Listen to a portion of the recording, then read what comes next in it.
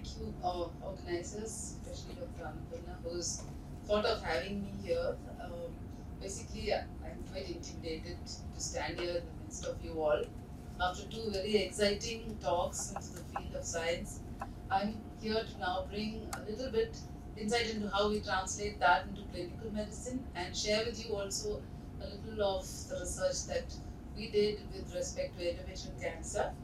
So, endometrial cancer per se has actually gone through quite a lot of change in the last 10 years, especially after the PCGA classification proved that there are no longer just two types of endometrial cancer, the good and the bad, which is the endometrioid and the non-endometrioid, but it has more than two, maybe four, and now maybe even more in the days to come. Endometrial cancer is actually a good cancer, we all know that. But once we lose a chance to identify which are the bad performers in those good cancers, then the game is lost. When they go on to become recurrent cancers and advanced cancers, if we have not picked them up early, and there is where we need to understand this, the molecular subtype and able to handle them when they are able to be targeted depending on which type of cancer we are dealing with. So,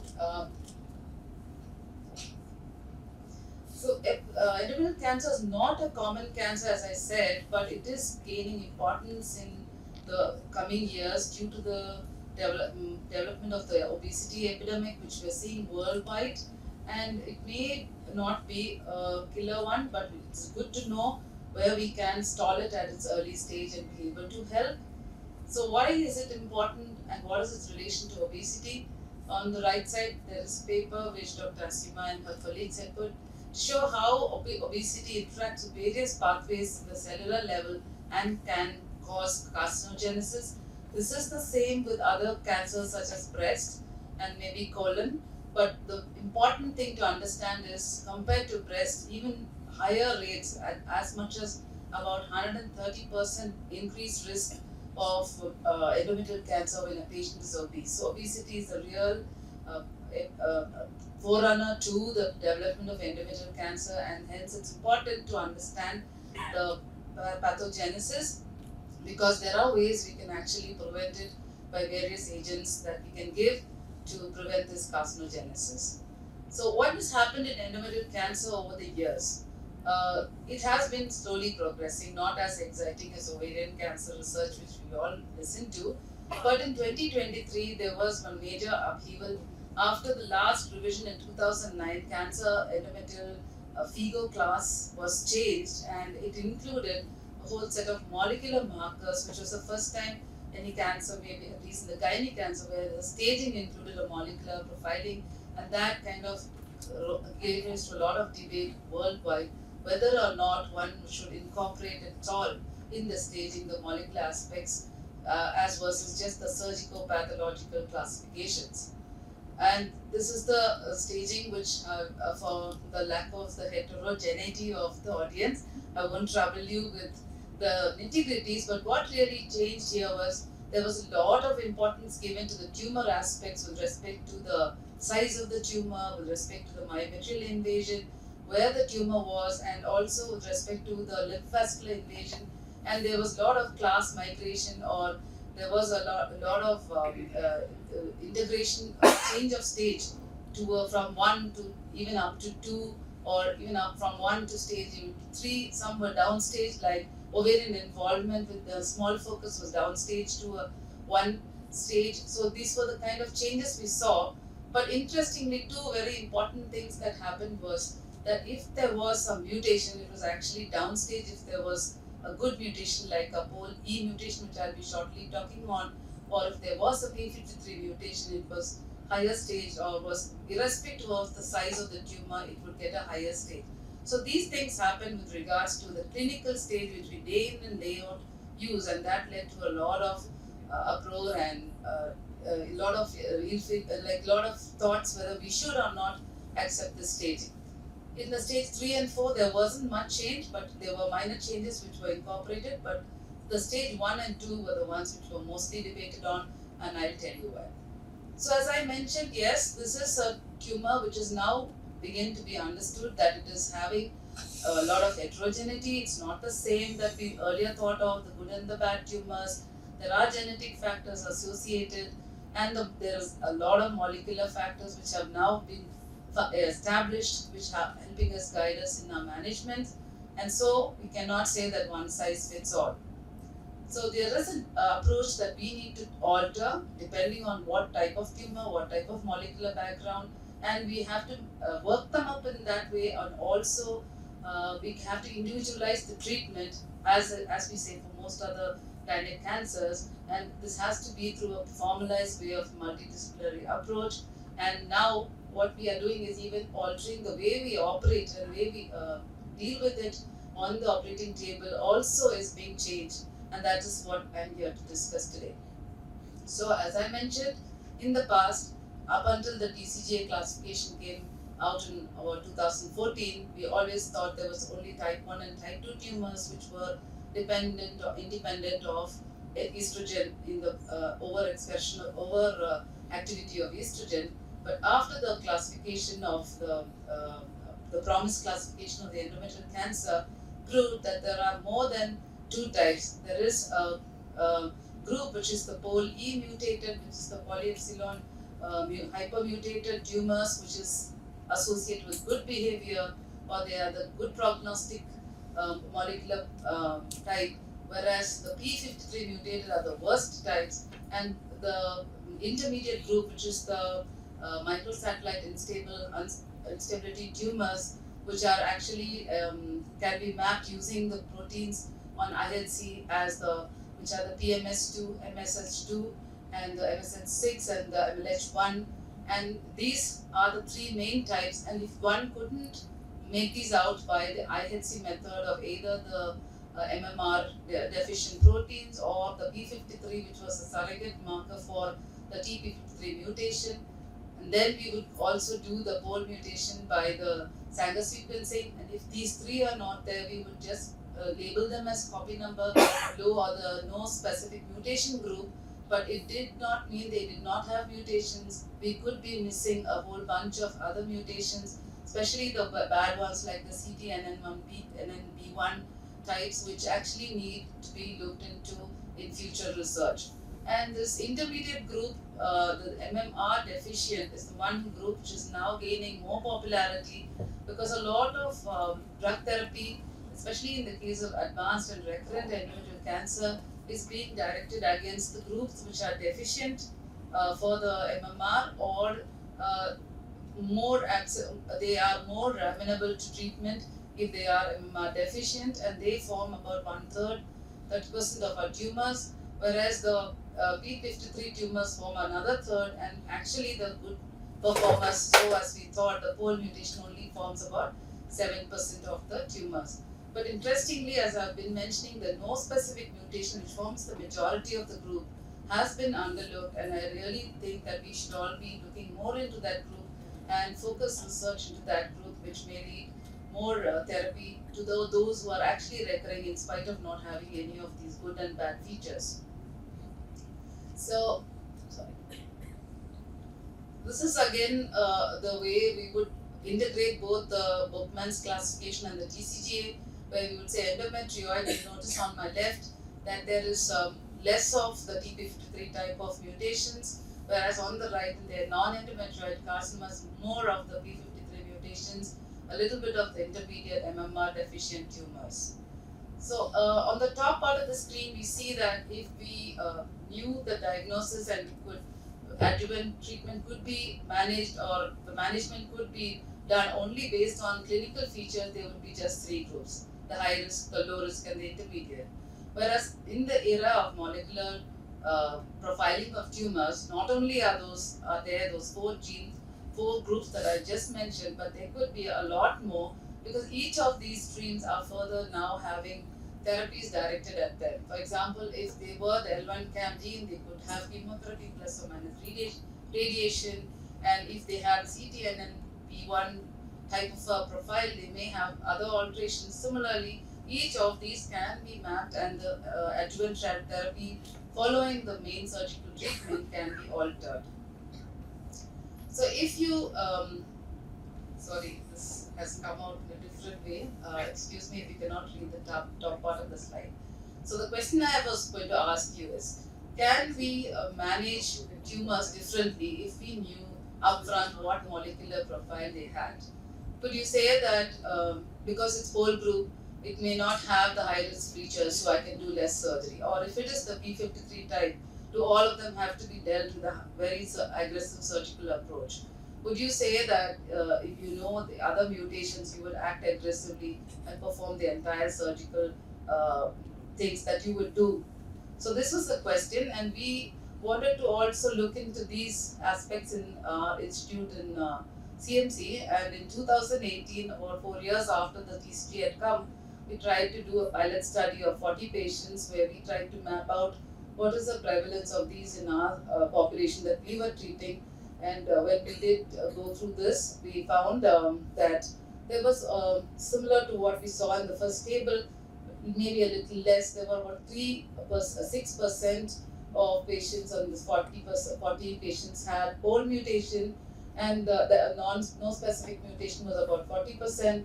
P53 was seen in about 25%, and the MMR mutation was seen in about 22.9%. Interestingly, we found just 2 out of 40 patients had what is called as a multiple classifiers. So that is a group which can either, if suppose they are P53 positive and pole positive, where do we place them? Are they high risk or low risk? Similarly, the MMR positive and P53 positive. So we also plotted out the survivals, and we found that these multiple classifiers in literature actually mean to say that if they are pole plus P53, we actually go in favor of the pole, and also if it is pole plus if it is pole plus P53 plus the MMR positive, we go in favor of the MMR. Didn't actually happen with us. For us, we found that our multiple classifiers actually behave worse than what was expected in the literature, as you see in the graph. And so there is, what I would like to leave forward is, majority of us in the practice believe when there is a pole mutation, that's supposed to be good. But in various ethnic populations, I think the behavior is different. I think that's what one of our friends has also published from Kerala. When he published his data on pole, he found that this is not true, that always pole is a good fellow. So we have to handle it with care. So knowing this, we also had a major change in the way we manage our endometrial cancer with respect to how we address the entire surgery. Do we do the entire lymph node dissection like we do for most of our gynec cancers, or we just switch to just sampling the most likely nodes with what we call a sentinel nodes? So about a decade since this technique was introduced in breast cancer many years back, but in gynae, for the last 10 years, we've been doing sentinel node mapping, especially in the field of endometrial cancer, using ICG green dye and following the algorithmic approach of mapping both the hemipelvis with an ICG injection, tracer injection into the cervix, which has also been accepted by the NCCN. And once we find there is no mapping on one hemipelvis, we have to do a routine pelvic lymphadenectomy. Once we follow this algorithm and also subject the nodes harvested for ultrastaging, we have established that this is a good alternative to doing an entire lymphadenectomy. And we would diagnose by ultrastaging whether it is isolated tumor cells, or is it a micrometastasis which is less than 2 millimeter, or a macrometastasis more than 2 millimeters. One would just run a quick question: is it as efficient as a routine lymphadenectomy? Yes, there have been various studies. Just to put to your knowledge, 2 studies which have proven. The FIRE study, which was one of the latest studies compared to many others which were retrospective. FIRES was actually a prospective trial, mostly done through robotic route, and it was a trial which studied the efficacy of sentinel lymph node biopsy compared to lymphadenectomy in endometrial cancer, and it did prove that there was 86% who had successful mapping and a false negative rate of 2.8%. There were sites which were not expected were mapped, but that was the intent of the study, and it was a study which proved that it is an efficient method to study endometrial cancer. Another study from a single center, namely Anderson, also said even in high risk endometrial cancer, sensitivity for sentinel lymph nodes is 95% with a false negative rate of 4.3%. So then the next question is, can we change this whole staging, lymph node staging, or will molecular mapping and knowing the biopsy, what type of tumor it is, can we use this knowledge to actually uh, change the way we operate? Can we change to sentinel lymph nodes? Is it a good way to accept? So this study, there were 3 studies which looked into it in the recent past. Amy Jamieson et al. In the year 22, they put out a study where they said that if it is a pole mutated cancer, it is so these are on preoperative biopsies. It is a good prognostic, and they may just benefit from doing sentinel lymph nodes, if any, and it is a good prognosticator to even treat for their adjuvant cancers. And in the sorry, this was, I'm so sorry. I think I'm going back and forth. Yeah. But in P53 cancers, we all know that lymph node metastasis is going to be very high, and so we need to do a routine lymphadenectomy. But there again, POTEC 3 trial came, and they said that that was a trial which said that in high risk endometrial cancer, irrespective of your stage, it is better to give chemotherapy. So if we know that P53 mutated cancers are going to get chemotherapy, then one would have a question in mind: should we do the full lymph node dissection at all, or just remove the enlarged nodes? As a practice, I think most of us who are practicing surgery would agree, for anybody who has a P53 non-mutation, or if we knew without the mutation it is a stage 3 cancer or serous cancer, we would want to do a full lymphadenectomy. But POTEC 3 question that do you really have to do the nodes? So here's the dialogue going on whether or not we do nodes or just do sentinel nodes and we can get off. And then and after 2023 classification, where they said that even a small polypoid growth in the endometrium, if it is P53 mutated, jumps the stage from being a low risk to a high risk. Now, can be comfortable saying that I don't want to know about the lymph node status, it is a low stage and I will stay for observation. So these are some of the questions where we would want to actually know something about the lymph node, and so we would want to do the staging. So these were the questions this paper addressed, and the in-between group, of course, which I've been talking about, the MMRD and the no specific mutations, they actually contribute to half of the population of the molecular type of cancers.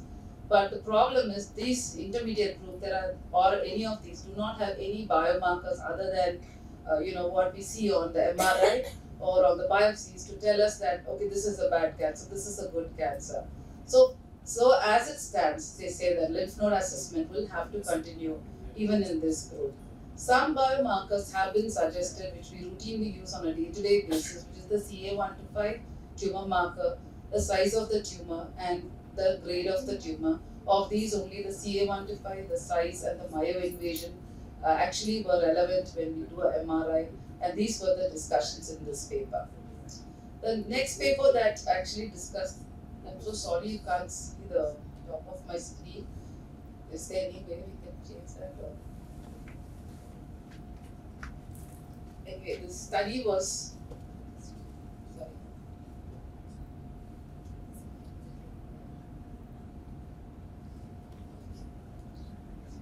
This study is called the Seneca study. It's a staging endometrial cancer based on molecular classifications. This study aimed to evaluate the accuracy of the new, as I said, the ESCO prognostic risk classification, including the molecular profiling, for prediction of sentinel node involvement. So this was comparing the molecular basis of the tumors to lymph sentinel mapping, which is the technique we do for endometrial cancer. It was a retrospective study. It was conducted across 66 centers in 16 countries and included about 2,000 odd patients.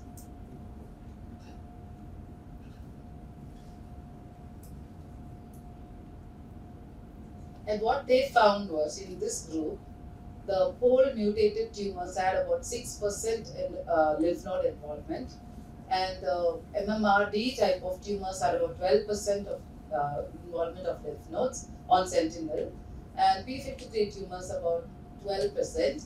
And what was relevant was the NSMP was about 7. But when they actually plotted these molecular types with sentinel nodes and plotted them against just the risk factor based approach, interestingly, they found that both these things actually correlated well. What they concluded out of the study was, irrespective of whether you know the molecular status or not, even the important things about the things about the clinical, the pathological features of the tumor are more relevant, not only the molecular type. So there was this side and that side of for and against for this sentinel lymph node for a molecular based approach. And the PROM trial also said the same thing. This was a single center, smaller group study on 220 patients. But again, they also prospectively enrolled and studied the molecular profiled tumors and did sentinel lymph node. And in their conclusion too, they said that the lymph node, the tumor histology, which is mainly the depth of invasion of myometrium and the lymph vascular space invasion, were the most relevant of all the features, and not only they stood out as statistically significant as against the POL type or the MMR type or the P53 type of the tumors. So it was concluded, and here we are still arguing whether or not we can just go by molecular staging of the tumor to do or not do the lymph nodes. With this evidence, I think we still have to tailor the treatment to the patient we do. And one such situation where it really helps us to know the molecular type of the endometrial cancer is these obese patients, especially those with a lot of comorbidities who we do expect in this group of tumors, endometrial cancer, especially when we want to plan surgeries like the minimally invasive surgery, and we can know the tumor type and be able to tailor the lymph node addressing based on that. So this is our routine things that we do for endometrial cancer.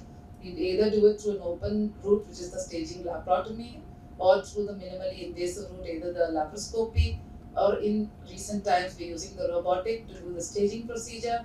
In very morbid patients where we cannot proceed for a surgery through the abdomen, we may offer to do the surgery vaginally if we can do it. And completion surgery for patients who have not had their nodes addressed or not had the appropriate surgery as per the diagnosis. And we also are having a set of patients where we need to address the fertility issues, and we do surgeries for recurrence and for advanced disease.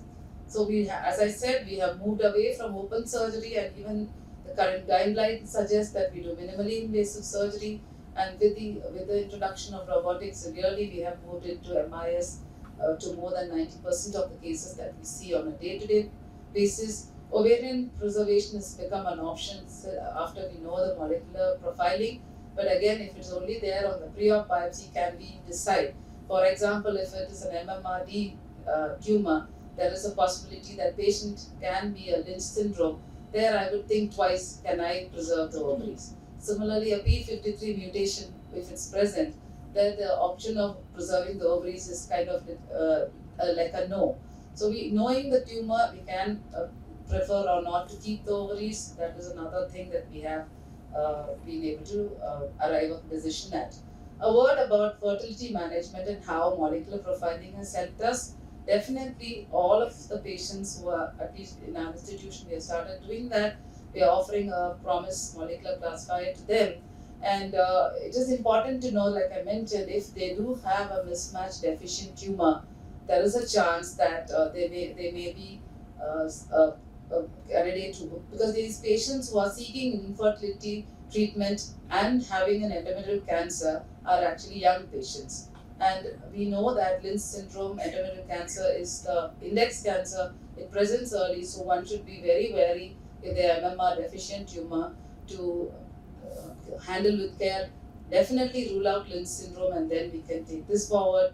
Patients with P53 mutations, we are uncomfortable to let them go on conservative management and try for a baby, and then we can miss a tumor which is aggressively growing, so we have to treat with care. And the same was proven from a study from MSKCC, and they in their small cohort had said that the main thing is the SCOPy number or the no specific mutations are the ones which responded well. But they also said this profiling is helpful because these patients actually tend to recur when they have the subtype which belongs to the mutation, the MMRD group.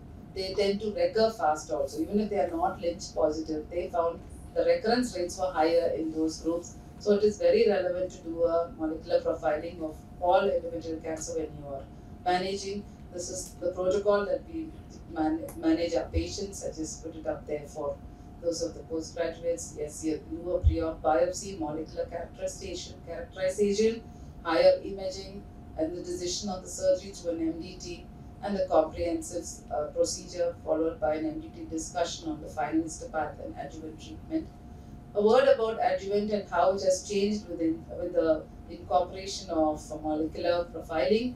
In 2021, the ESMO, which is the European Society guidelines for medical oncology and radiation oncology, this was the groups that they gave us: low, the intermediate, and the high risk groups. But with the incorporation of molecular profiling, a pole mutated tumor stays in the low risk, whereas a P53 actually, even if it is in a stage 1 type of a small tumor, moves very much into the high risk group where we need to add on chemotherapy and aggressive adjuvant therapy. So it has made change. There are ongoing prospective trials which are yet to give us the answers. Are we on the right track or not? Especially the Rainbow trials and the Taper trial, which are investigating whether if pole mutation is a good feature, can we wait with observation post-operatively, or if it is a P53, should we add on other things like maybe the olaparib and other agents, or if it is a intermediate risk, should we add on other agents like dostarlimab? So these are ongoing, and we will know the results and be able to tell the answers whether we are on the right track. But as it stands, yes, these are indicating the way we should do adjuvant treatment also, with the low risk, intermediate, and the high risk depending on the mutation they have. And it is also a very important role. The exciting medical part of the discovery in the field of endometrial cancer is immunotherapy, and it has a lot to do about the MMR deficient and MMR proficient tumor, especially for recurrent cancers. For MMR deficient tumors where we know there is a high tumor mutational burden, we have introduced pembrolizumab and dostarlimab, whereas if there are proficient MMR tumors are offered lenvatinib and pembrolizumab. And there are various trials which have gone on to prove their efficacy: the Garnet, the Keynote 158, and the Keynote 775. And this is just the evidence in favor of them. It is FDA approved. I'm very sorry about the slide. I think I made it on iMac system and the transition has come out different. So I'll just skip these. So the last 1 or 2 slides about advanced endometrial cancer.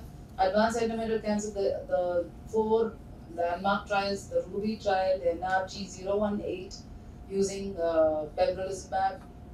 In addition to chemo, these were the immunotherapies which were added on. Then the ATTEND trial using atezolizumab, and the DUO-E, which adds durvalumab plus olaparib along with paclitaxel doublet chemotherapies. These have really been a path changer, and they're here to stay. Endometrial cancer, the way we treat them has really changed depending on what type of tumor they are. And we are also looking into trials which are running already to randomize them against chemotherapy, like pembrolizumab against chemo in the DOG 3064, the Dominica trial, which is randomized dostarlimab versus a chemotherapy, and the LEAP trial, which is looking at randomizing lenvatinib pembrolizumab against chemo. And these are also dependent on whether they are deficient or proficient for the MMRT. HIPEC is also a part of the area of treatments. HIPEC is, I just put it for completion's sake, is an option for recurrent endometrial cancers, and it depends on not whether they have carcinomatosis, and there is treatment depending on the molecular stage for the recurrent and cancers too. Sorry, I didn't want to include these slides because this is not the audience. It's come off with the slide. So in summary, I just wanted to say, where appropriate, we should be offering molecular profiling if we do have it in our labs, and it's a good thing to and an easy thing to set up. Having gone through the journey ourselves from 2018, molecular pathologists have actually helped to set up some labs across the country, and we were approached by the Diamonds Project to actually take it up, but unfortunately we didn't get the funding through. But it is quite easy to establish it, so we should try and establish it at our labs, and appropriate imaging where feasible, and approach the lymph nodes with the sentinel node where feasible. And these molecular markers are here to stay and guide us in the future, both the diagnosis, the surgical method, as well as the actual treatment. Thank you.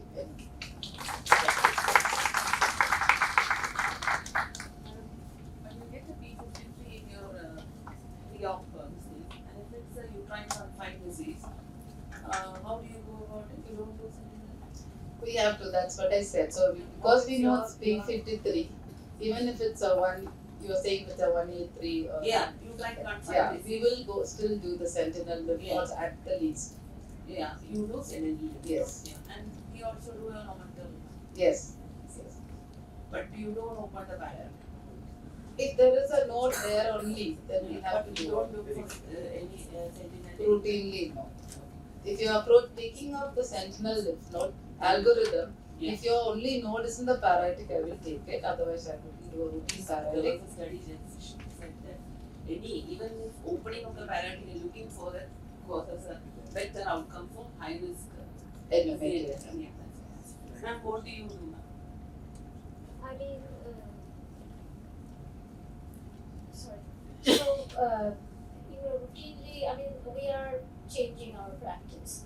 I think, as you say, for any high risk, we are doing only sentinel. We're not looking, but I think gradually, the rainbow is coming up. And, I suppose, if the P53, irrespective of what you have, is going to have chemo or something or the other, I actually don't see the role of any lymph node dissection.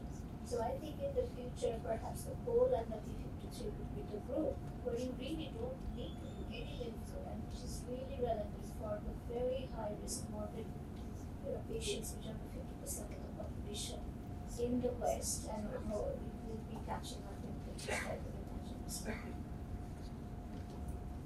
And the whole purpose of your P53 and all is to guide your adjuvant, or even your lymph node is to guide your adjuvant. So if the principle of guiding your adjuvant is going to shift to molecular, then you don't need perhaps an additional lymph node unless the radiation oncologist would want to. They are not going to change the field based on the sentinel in the pelvis, if you're not going to do the parietic. So I think these are the discussions. And again, because if you got P53 and then you didn't do, for example, radiation higher field and all, but then the patient is recurring, then you have other systemic options. So the whole thing is so volatile right now, and I don't think we know, Yes. but I feel that the goal and the P53 would be the groove where we don't need to do the lymph nodes. I think a lot of it also depends on the imaging. So if they're only normal, then all of this applies. If there's any enlarged nodes, we all Debulking change. is debulking. Yeah, See, we- debulking is debulking. Yeah. That's different. It's like staging and debulking is different. This is for you trying to find disease. Yeah.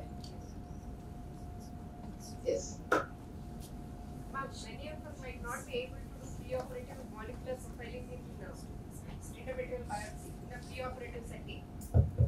So, are there any features or high risk features where you say that yes, this patient in an early disease, stage 1 or stage 2, these people will require preoperative molecular profiling? Because I come from an institution where we see 120 patients per day. Yeah. So, out of that, maybe some 30-40 will be endometriomas. Right. Have you found any high-risk features in early stage? This is where we should run molecular profiling in preoperatively. Yeah. The differentiation. Second one. Do you people practice giving adjuvant chemotherapy in P53 positive patients in early stage? Yeah. So I'll answer your second one. Yes, we are giving chemotherapy. All at of them, age- huh? Yes, even early ones. Poll is also being done. Actually, we are requesting poll on those who will have a P53 positive, especially in the type that Dr. Neetu was saying, the very early stage, where there is a dilemma, do we or not give. And will Yes. you change management if falling It's positive? actually, It's a we can little. consider giving. Most often we are getting poll negative in those Yeah, groups. so you're Yes, happy and in that- our own data, you saw that we had bad behavior, so Yeah. we are giving the chemo. So this whole thing about the multiple classifiers is still not. It's a split opinion. So there are groups Yeah. which believe that it's not all the same. Whole is not all that well. What is the So fact? we all So P53 we are trying to give chemo. And regarding your first question, there are some features which we know upfront, like the grade, for example. If it's grade 2 or grade 3, we do lymphadenectomy. Yes, The question arises when it is grade 1 yes. or it is 1A, less than 50% myometrial Yes, so you- are there any features which are found in your study that, yes, because we have had retrospectively, we have seen that these patients have come back very badly, Yes. especially peritoneal disease, which is bothering us. The recurrences are more in the peritoneum. So if I understand your question right, your question is where to do sentinel and where to do No, where to do lymphadenectomy. at all. So those Lymphadenectomy, molecular systematic lymphadenectomy in an early stage. sure. There I would we all go by imaging most often. I'm not sure what imaging you're following. MRI. So in the MRI you get a lot of detail with respect to the tumor depth, the invasion into the myometrium, extension to the cervix and all that. So if you have a deep invasive tumor and a grade 1 tumor, you can actually still do sentinel lymph nodes, which we have been currently doing it But I'm for asking the very about obese. molecular profiling in early stage patient. Who are the set of patients where it gives us clue molecular profiling is to be done in a preoperative endometrial biopsy. So if you have a deep invasive tumor on a MRI and you are contemplating whether or not to do lymph nodes, you can do the molecular profiling. Did it answer the question? Sorry, That's right, okay. right? Answer this question. Yeah. May I answer this question? I think I don't want to be controversial, but like these are the situations. The molecular testing in endometrial cancer is a really easy thing. It is just immunohistochemistry. If you can do a high quality MRI, if your hospital can do immunohistochemistry, it is possible to do it. If you can't do immunohistochemistry in your hospital, it is possible to send a slide to the next hospital which can do immunohistochemistry. But we should not, it is such a simple thing, we should not compromise the patient because of I do not have molecular, which molecular classification you are talking. Pole is later on. I think the first thing that you need is P53 and the NSH, PMH and all. We in the UK, it's again we are following a very nice guidance because we don't do poll at the beginning. We all follow the algorithm that you do the P53, you do the MLH1, NSH2, PMS and this. All these done. If you have P53, P53 done. If you have the rest of it, then if you got the MLH and all, then it's not the MLH, the PMS or NSH, you are done. It's a MMRD. If you have NLH, then you do the promoter hypermethylation. Of all these are screened, then the patient is high risk endometrial, then because you want to de-escalate, then you do the poll. So you can actually really think about what is the implication, whether you want to escalate or you want to de-escalate the treatment. So it is what I'm trying to say, that not doing in a biopsy sample is actually not an option. I think if you don't have in your hospital, you have to really make a stink out of it to get an immunohistochemistry setup. And if you can't get an immunohistochemistry setup, then please refer to the next hospital. Just to add on, if you got me wrong, we are also not routinely doing poll. We are doing it for all infertility patients and we are doing it on research basis. But we are doing the MMR and P53 for all, 100%. And it is very easy to set up, so it is not a thing. A molecular path lab or even the general path lab will do it for you. So you can just ask them to set it up. Even we follow the same thing. We do ER, and P53 and MMR as a first sitting. If we find that P53 or MMR is positive or mutated, then only we go to poly. It's something what has been given by British Pathological Society, Tiny Path Society. It's the same guideline that we are following. It is easy, even it is biopsy only you do P53. on the biopsy, on the primary EV itself you can do it. Histopath is there in Kidwai, you can do it for all patients should be subjected that way. Ma'am, how is it guiding our surgical decision? So, because we have not arrived at anything that is promising. So we just said no. If suppose on MRI you only imaged a small polypoid growth and it came as, let's say, well differentiated, you didn't know the P53, you would have just stopped at say less than 2 centimeter, limited to endometrium, and you would have just done maybe, algorithm wise, Mayo criteria, you would have just stopped with no nodes. If it was little bigger, you would have done the pelvic nodes because it is within the endometrium or maybe superficial myometrium by the old FIGO.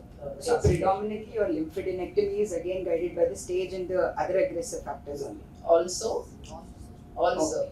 there are some situations where this molecular thing is helpful, and in some we mostly go by the MRI. That is the conclusion, and this aids only majorly in the adjuvant. Yes.